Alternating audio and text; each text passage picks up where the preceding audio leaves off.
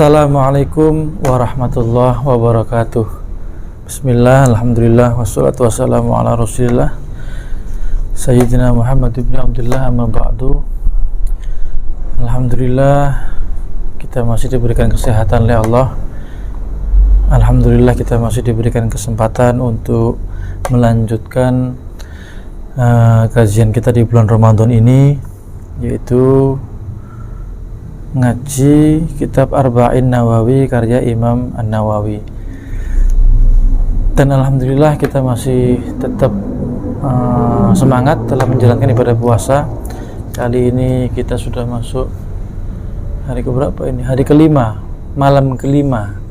Baru saja selesai mengerjakan ibadah sholat tarawih di malam kelima di bulan suci Ramadan tahun ini. Masih sehat semuanya, mudah-mudahan masih sehat, masih semangat. Sudah mulai capek, sudah mulai terasa kemang mungkin, tapi jangan sampai menurunkan semangat kita dalam melaksanakan ibadah sholat tarawih dan ibadah berpuasa kita. Berarti sekarang kita masuk pada episode kelima. Tapi sebelum itu, seperti biasa, kita hadiahkan suratul Fatihah kepada mu'allif kitab, kepada pengarang kitab ini, Syekh Imam Nawawi, dan juga kepada guru-guru kita semuanya, kiai-kiai kita, ustadz-ustadz kita, dan juga kedua orang tua kita semuanya.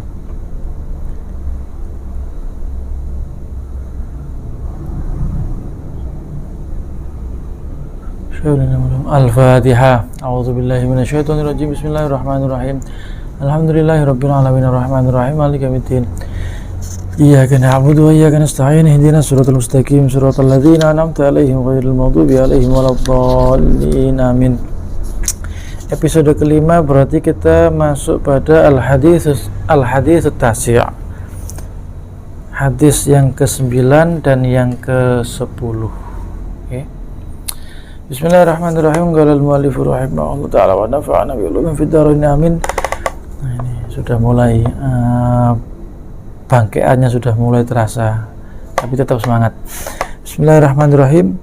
Al-hadits at-tasi', hadis yang nomor 9. An Abi Hurairah Abdurrahman bin Suhrin radhiyallahu an. Hadis yang ke-9 ini dari Abi Hurairah Abdurrahman bin Suhr.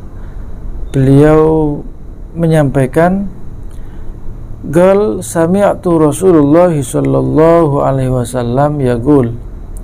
Saya pernah mendengar, kata beliau, aku pernah mendengar bahwasanya Rasulullah sallallahu alaihi wasallam pernah bersabda. Sabdanya Rasul, beliau menyampaikan, manahaitukum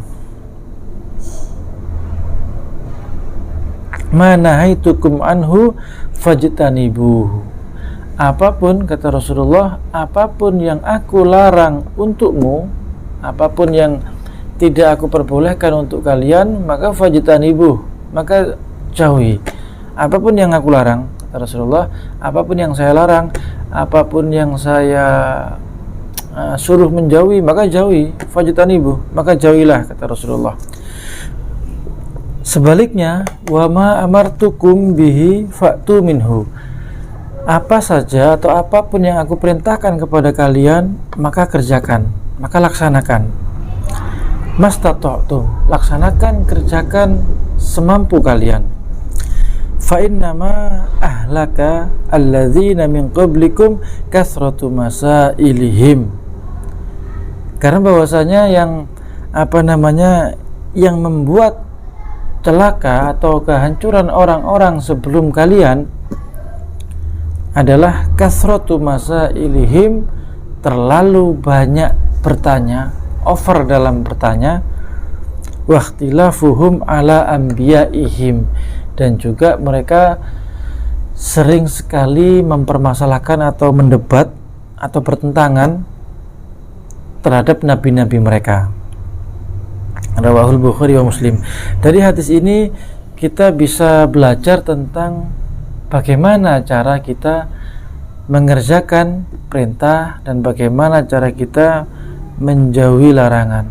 Ketika Rasulullah melarang segala sesuatu, apapun itu maka jauhi, tanpa harus banyak bertanya yang tidak perlu, tanpa harus banyak bertanya yang berlebihan. Rasulullah memerintahkan, kerjakan. Rasulullah melarang, tinggalkan. Ini bermula ketika ada sebuah keterangan hadis ketika Rasulullah SAW menyampaikan kepada para sahabatnya bahwasanya Allah Subhanahu wa Ta'ala mewajibkan atas kalian untuk melaksanakan ibadah haji, maka kerjakanlah atau maka berhajilah. Kemudian ada salah satu sahabat yang bertanya kepada Rasulullah, ya Rasulullah, apakah kewajiban itu berlaku untuk setiap tahun? Kata sahabat tersebut. Rasulullah terdiam. Lalu sahabat itu bertanya lagi, ya Rasulullah, apakah wajib haji ini berlaku untuk setiap tahun? Rasulullah masih terdiam sampai diulangi ketiga kali. Kemudian Rasulullah menyampaikan, Rasulullah memberikan penegasan bahwa ketika apapun yang aku perintahkan, kata Rasulullah, apapun yang aku perintahkan yang datangnya dari Allah kemudian aku perintahkan kepada kalian, maka kerjakan. Artinya kita tidak perlu banyak sekali bertanya sesuatu hal yang tidak perlu. Ketahuilah, kata Rasulullah, umat-umat sebelum kalian itu hancur, umat-umat sebelum kalian itu rusak adalah diantaranya terlalu banyak bertanya. Bani Israel itu terlalu banyak bertanya. Kaum Bani Israel terlalu banyak bertanya. Artinya terlalu banyak bertanya itu bukannya bertanya itu tidak boleh atau bukannya bertanya itu dilarang, akan tetapi kalau terlalu banyak bertanya, kasratu masailihim, kakean takon, kalau kata orang Jawa itu kakean takon. Misalkan kita ada makanan ini, kemudian kita tanya, makanan ini punya siapa? Punya saya. Dan jawab, saya boleh nggak minta? Atau boleh nggak ini buat saya? Ya sudah, boleh. Ya sudah, ketika begitu makan saja, tidak perlu terlalu banyak bertanya, ini makanan siapa? Makanan saya. Boleh nggak saya minta? Boleh. Kenapa kok diperbolehkan? Kenapa kok nggak dilarang? Wah, pertanyaan-pertanyaan seperti itu adalah pertanyaan-pertanyaan yang too much atau terlalu berlebihan dan tidak perlu dipertanyakan. Ditanya, ini punya saya, ini punya siapa? Kenapa kok saya boleh? Ini terbuat dari apa? Ini bahannya apa? Kemudian hal-hal pertanyaan-pertanyaan yang tidak perlu dipertanyakan kemudian ditanyakan, maka itu tidak perlu. Jadi jelas sekali ketika kita mendapatkan perintah, ya sudah, kerjakan. Sholat, kerjakan. Nggak perlu bertanya kenapa harus sholat, kemudian kenapa sholatnya menghadap kiblat. Pertanyaan masih make sense. Kemudian kenapa harus menyembah kepada Allah, kemudian kenapa harus menyembah tanpa terlihat Allahnya. Wah, sudah mulai too much. Kenapa kita wajib menyembah Allah tapi kita nggak tahu Allah ada di mana, kita nggak melihat wujudnya Allah itu seperti apa? Lah, ini sudah mulai kasratu masailihim. Kalau kenapa kita sholat, kenapa kita ngadep kiblat, kenapa kita menyembah Allah, masih oke lah. Dan itu memang harus dipelajari.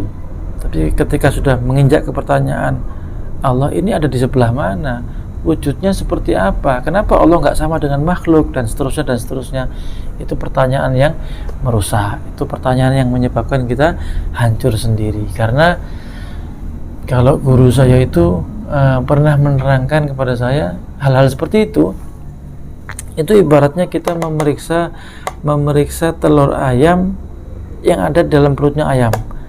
Biasanya orang itu kalau memeriksa telur ayam itu memasukkan jari ke dalam jalan belakang atau duburnya ayam.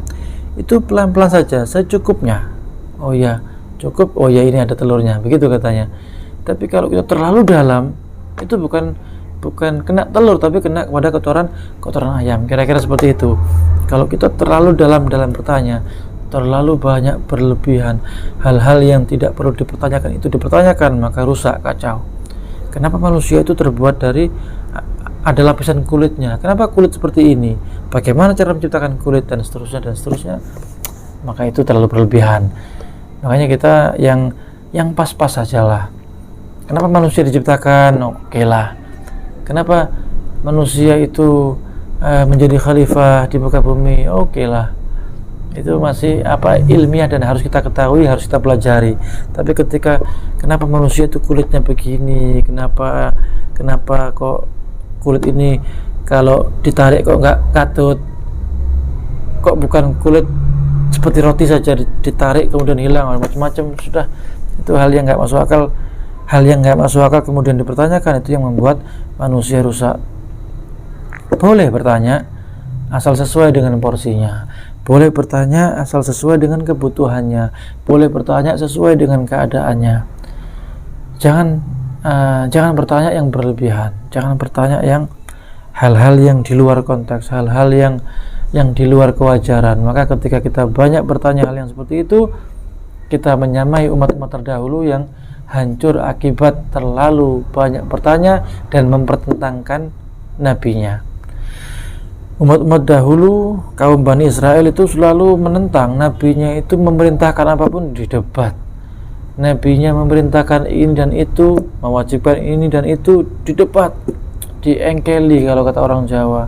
Dan itu yang menyebabkan mereka hancur. Ketika nabi kita memerintahkan, ya sudah, jangan aduh nabi kok begitu sih, nabi kan nggak boleh begitu.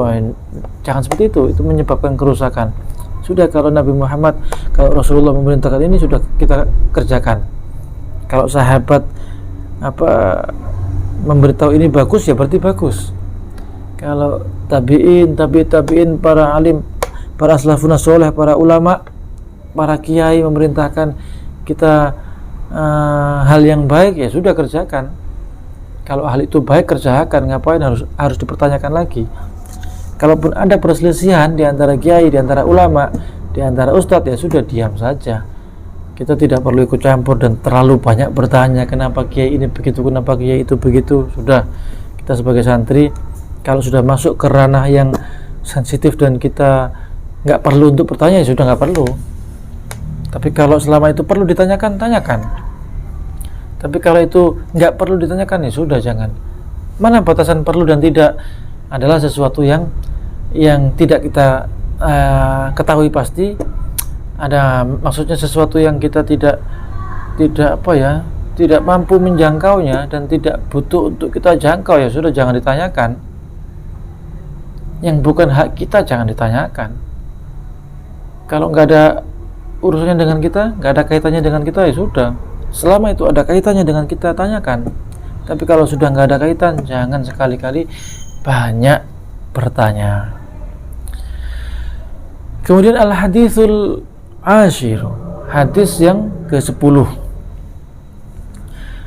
Hadis kedua dari episode ini atau hadis yang nomor 10 adalah an Abi Hurairah radhiyallahu anhu qol, dari Abi Hurairah radhiyallahu an, beliau berkata, qala Rasulullah sallallahu alaihi wasallam, Nabi Muhammad bersabda, innallaha ta'ala tayyibun, sesungguhnya Allah itu adalah zat yang maha baik, maha bagus.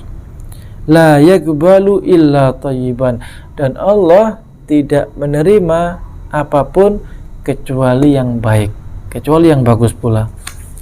Wa innallaha amaral mu'minin, dan sungguh Allah memerintahkan orang-orang mukmin bima amara bihil mursalin, dan sungguh Allah memerintahkan orang-orang mukmin sama seperti yang Allah perintahkan kepada para utusan.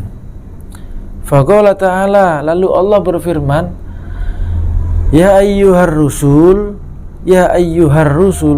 kulu minat thayyibati wa'malu sholihan. Jadi Allah memerintahkan orang-orang mukmin itu perintahnya itu sama dengan apa yang Allah perintahkan kepada para utusan. Jadi Allah memerintahkan kepada Rasul, ya ayyuhar rusul, wahai para utusan, wahai para Rasul, kulu minat thayyibati wa'malu sholihan, makanlah engkau, perintah Allah kepada Rasul, makanlah engkau makanan yang baik, makanlah engkau dari hal-hal atau makanan yang baik. Ketika nggak baik, ya berarti jangan dimakan. Ketika perintahnya Allah, makanlah makanan yang baik dari jalan yang baik, maka kerjakan. Wa'malu sholihan, dan beramallah dengan baik. Allah memerintahkan kepada Rasulnya untuk makan sesuatu yang baik atau makan dari makanan yang baik, dan kemudian perintahnya adalah mengerjakan amal soleh, amal kebaikan. Wa qala, Allah juga berfirman, ya ayyuhalladzina amanu. Kali ini perintahnya kepada orang-orang yang beriman. Ya ayyuhalladzina amanu kulu, sama, minat thayyibati ma razaqnakum. Allah juga memerintahkan kepada orang-orang beriman, wahai orang-orang yang beriman, makanlah kalian dari makanan-makanan yang baik sesuai ma razaqnakum, dari apa yang sudah aku rezekikan kepadamu. Jadi ketika kita makanan yang baik itu artinya ketika Allah memberikan rezeki kepada kita, ya sudah, itu yang kita makan, bukan rezeki orang lain, bukan mengambil dari haknya orang lain. Maka makanlah yang baik, jangan ngambil haknya orang lain. Beramal solehlah, berbuatlah yang baik. Kemudian Rasulullah menyampaikan, summa dzakara, Rasulullah menerangkan, ar-rajulu yutilus safar, ar-rajulu yutilus safar ash'atha aghbara, ya, ash'atha aghbara yamuddu yadaihi ilas sama. Kemudian Rasulullah menceritakan ada seorang laki-laki yang habis bepergian jauh, laki-laki yang bepergian jauh dari safar yang jauh, kemudian rambutnya itu lusuh, kotor, penuh dengan debu, lalu yamuddu yadaihi ilas sama. Kemudian laki-laki itu menengadahkan tangan ke atas langit. Jadi ciri salah satu adab itu dalam berdoa adalah mengangkat kedua tangan ke atas langit. Jadi Rasulullah menceritakan nih, ada laki-laki dari safar, kemudian dia kotor sekali, lusuh, lain yang enggak dibaiki. Laki-laki lusuh, mengangkat kedua tangan, kemudian berdoa, ya Rabbi, ya Rabbi, ya Tuhanku, ya Tuhanku. Wah, sedangkan ya ketika orang berdoa seperti itu, sedangkan wa mat'amuhu haramun, makanannya, apa yang dia makan adalah dari perkara haram. Wa masyrabuhu haramun, yang dia minum juga dari perkara yang haram. Wa malbasuhu haramun, dan yang dia pakai juga dari perkara haram. Lalu wa ghudhiya bil haram, dan dia dikenyangkan, dipenuhi dengan barang-barang yang haram. Fa anna yustajabu lahu. Lalu kata Rasulullah, bagaimana? Jadi begini, ada orang laki-laki safar dalam kondisi lusuh, rambutnya kotor, kusut, kemudian dia mengangkat tangan berdoa kepada Allah, ya Rabbi, ya Rabbi. Tapi yang dia makan dari perkara haram, pakaian yang dia gunakan dari barang haram, yang dia minum dari barang haram, yang dia gunakan sehari-hari juga dari perkara haram. Lalu bagaimana? Fa'anna yustajabu lahu, bagaimana doa orang itu akan dikabulkan, kata Rasulullah. Maka dari hadis ini kita diajarkan tata cara kita berdoa kepada Allah. Rasulullah menyampaikan bahwasanya Allah itu adalah Thayyib, Allah itu zat yang maha baik. Allah hanya menerima sesuatu yang baik. Allah memerintahkan kepada utusan, Allah memerintahkan kepada orang mukmin itu sesuai dengan apa yang diperintahkan Allah kepada para rasulnya. Ketika Allah memerintahkan kepada Rasul, makanlah perkara yang baik, makanlah makanan yang baik, Allah memerintahkan kepada orang-orang mukmin. Kenapa orang mukmin? Karena kalau nggak mukmin nggak akan mau pada perintah Allah. Allah memerintahkan kepada orang-orang mukmin, makanlah dari perkara yang baik, dari perkara yang halal, dan berbuatlah kebaikan. Dalam hal ini kemudian Rasulullah menceritakan, Rasulullah berkisah, ono wong lanang, ada orang laki-laki kaki, ujuk-ujuk ndonga dengan pakaian lusuh, ujuk-ujuk berdoa, mengangkat tangan betul, menyampaikan ya Rob, baik. Anjuran orang berdoa memang mengangkat tangan, kemudian mengatakan ya Rob, ya Tuhanku, berikanlah aku ini, itu, dan lain sebagainya. Kelanjutan doa apa yang kita harapkan, baik. Harusnya orang berdoa seperti itu. Akan tetapi ketika yang dia makan dari perkara haram, berarti tidak mengikuti perintah Rasul, tidak menjalankan perintahnya Allah. Yang dia makan haram, yang dia minum haram, yang dia pakai haram, yang dia gunakan semuanya haram, maka bagaimana doa dia akan diijabah oleh Allah, kata Rasulullah. Maka ketika kita ingin doa kita diijabah, jaga makanan kita. Ketika kita ingin diijabah, jaga apa yang kita minum, apa yang masuk ke dalam tubuh kita, kita jaga dari perkara haram. Jangan sampai perkara haram masuk. Apa yang kita pakai jangan sampai jangan sampai dari perkara yang haram. Jangan sampai kita terjerumus kepada perbuatan yang tidak baik, karena Allah tidak akan menerima itu. Allah hanya menerima yang baik-baik saja. Maka jaga diri kita, jaga tubuh kita, jaga lisan kita, jaga ucapan kita, paling penting jaga hati kita. Mudah-mudahan kita terhindarkan dari apa-apa yang tidak baik. Mudah-mudahan Allah senantiasa memberikan petunjuk kepada kita ke jalan yang baik, ke jalan yang diridhoi, ke jalan-jalan yang dihalalkan oleh Allah Subhanahu wa ta'ala. Ramadan diantaranya adalah momentum kita untuk sadar diri, untuk menyadari, untuk menjaga diri kita dari hal-hal yang tidak baik, untuk menjaga kita, membentengi kita dari hal-hal yang dilarang, dari hal-hal yang diharamkan oleh Allah Subhanahu wa ta'ala. Rawahu Muslim. Mudah-mudahan barokah Ramadan kita, barokah puasa kita, barokah sholat tarawih kita, tadarus kita, dan barokah ngaji kita ini,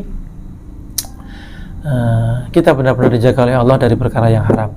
Kita senantiasa didekatkan oleh Allah hanya kepada perkara-perkara yang baik yang dihalalkan oleh Allah Subhanahu wa ta'ala. Amin. Allahumma amin ya rabbal alamin.